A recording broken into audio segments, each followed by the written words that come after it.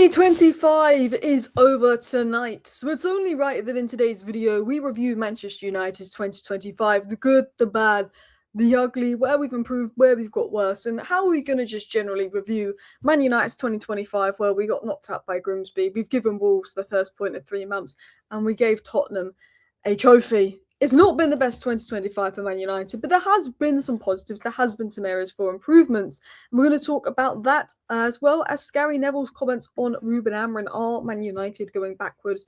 Gary Neville's had some things to say on Ruben Amorim, and I don't always agree with Gary Neville, but I do agree with him on this time. And if we get time in today's 10-minute roundup, I will cover some transfer news on Yan Diamonde and Højlund's comments on leaving Manchester United, because this is your Manchester United 10-minute news roundup. But really, this is a review of 2025. So this is the league table for 2025. Manchester United are in 13th place with a 33% win record. It's not great. It's not great. You could say, but Alice, look at the league table now. We're 6th. We'll probably be 7th when Sunderland pick up a win. 7th isn't too bad when you consider that actually we're still about... We could be 5... If Liverpool win, we're 5 points off top 4. Top 4's doable. It's realistic. It's not that bad. There's definitely been an improvement this season. We've definitely had a lot of injury issues, but there's also been a lot of games that we should be getting results in that we're not getting results in. Everton, 10 men, West Ham, Wolves. You know, it's been a mixed bag this season. So I thought we'll review 2025, we'll review Amorim, and then we'll get into Neville's comments. So an overview of the year 2025, pretty crap. Let's be honest, pretty crap. To think that Fulham have got more points than us in 2025, and I've seen Fulham fans complain that they're not happy and they think their manager isn't doing a good enough job. They've got more points than us in 2025. Everton have sacked managers and got more points than us in 2025. Brentford have changed managers and have got more points than us in 2025. And Forest, who've had Ange Postecoglou, have gone through 3 managers, have the same amount of points as us in 2025. And a lot of the teams around us have had multiple managers, where we've only had the one in 2025. Everton have had the 2, Forest have had the 3, which is pretty nuts. Brighton fans want Hurtsler out. They're unhappy with Hurtsler. I think he's massively underperforming. Have had 12 more points than us. So it's quite crazy to think that Brighton fans aren't happy with their manager. Some Chelsea fans aren't happy with their manager. Some Liverpool fans aren't happy with their manager. Some Newcastle fans are turning on Eddie Howe, which he could be doing better, but I think Eddie Howe's a good manager. Brentford have changed managers. Everton have changed managers. Bournemouth want Iriola out, some Bournemouth fans. Fulham fans have been complaining about Marco Silva, but I think they've been a lot happier lately. Forest have had 3 managers.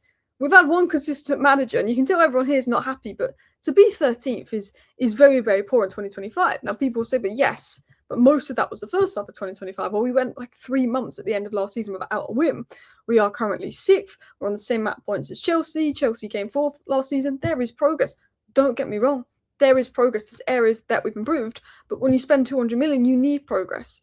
Amorim doesn't have a midfielder, and that is holding us back.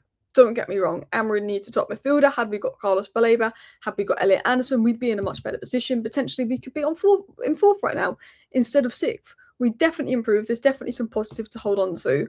But overall, 2025 has not been good enough. When you lose more games than you win, when your win rate is literally 13 out of 25 games, it's not great. It's a win rate of like literally 50%, basically. It's not good enough. It's very, very low. And my honest thoughts is I think Ruben Amorim could be sacked in 2026. If Ruben Amorim adapts change and stops being so stubborn and adapts the system to get the best out of his players, which would probably include playing a back 4, I think Ruben Amorim could turn it around. I think Ruben Amorim could succeed. I think Ruben Amorim can succeed at Manchester United. I just think he's too stubborn to succeed.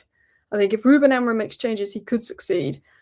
He keeps doing this thing where we lose a few games and we win a few games. He keeps staying in and around 6th, so I don't think he's close to losing his job. But it's not been a good enough 2025. When I look at the fact that we went 3 months in the Premier League without a win, then beat Villa on the final day when it meant nothing. We lost the Europa League final to Tottenham. Tottenham had Burville, Kulusevski, Solanke, Maddison, all of their good players injured. We lost 1-0 and we didn't look like scoring. It took them to the last 5 minutes to change to a back 4. When I look at the Grimsby defeat with a very strong lineup, it's been bad. You can say the positives is we got rid of Garnacho, we got You know, Sancho's going to go in 2026. He's technically gone, but he's on loan.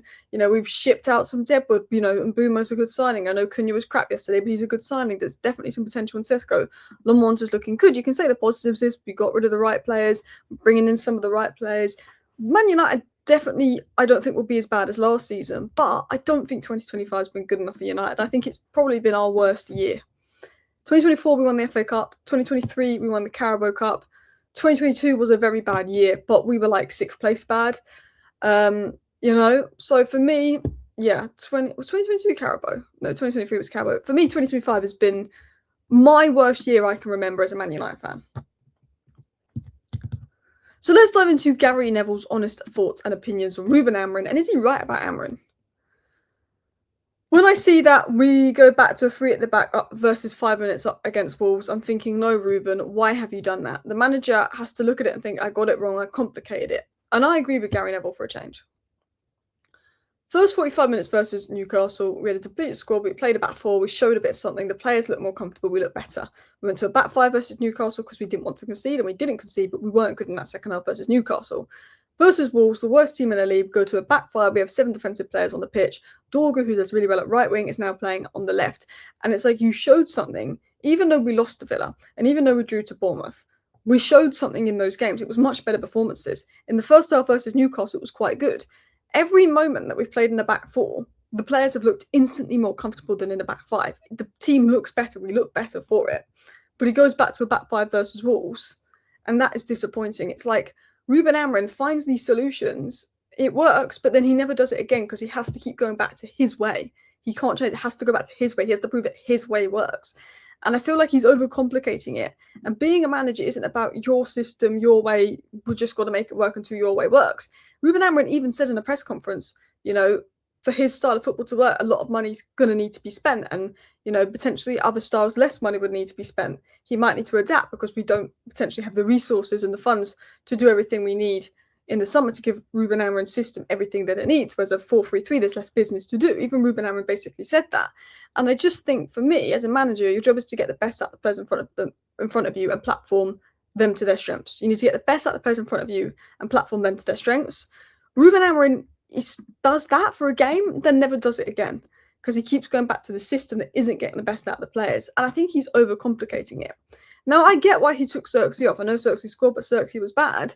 But it was a bizarre sub. The subs made Man United worse. Every single sub was bizarre. Every single sub was bizarre. Every single sub made us worse.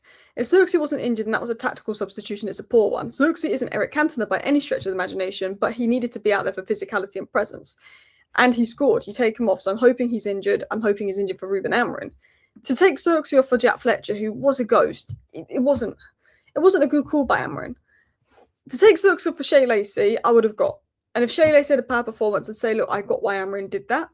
But to take Xerxes off for Jack Fletcher and play him out of position made no sense. I understand why Xerxes was taken off.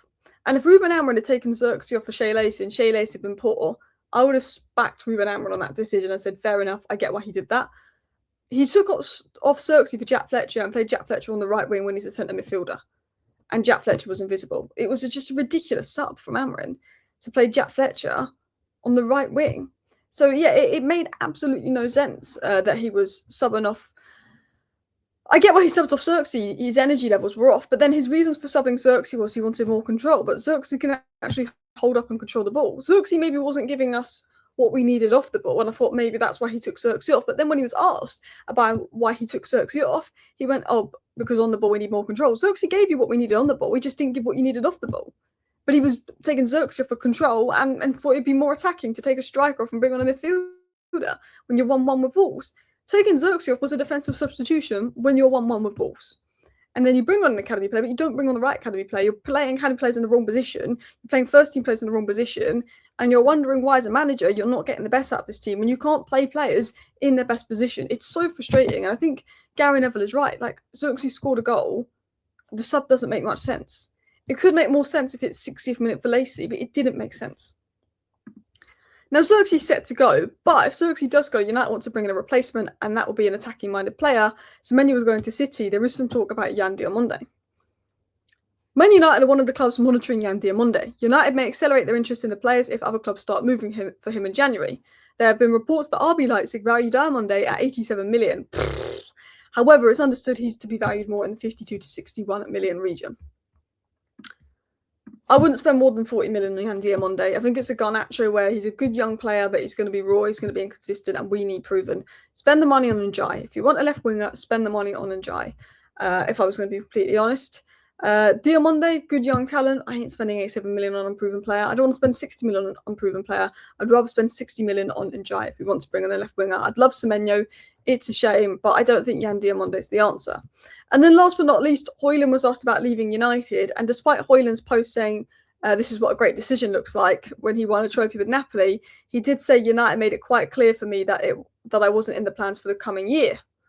Man United, he's just admitted that Man United made it clear he wasn't in the plans. We told Højlund to go. Now, Højlund is doing well in Napoli. Sesko isn't scoring many goals. People are saying, oh, we shouldn't have let Højlund go. We shouldn't have brought in Sesko.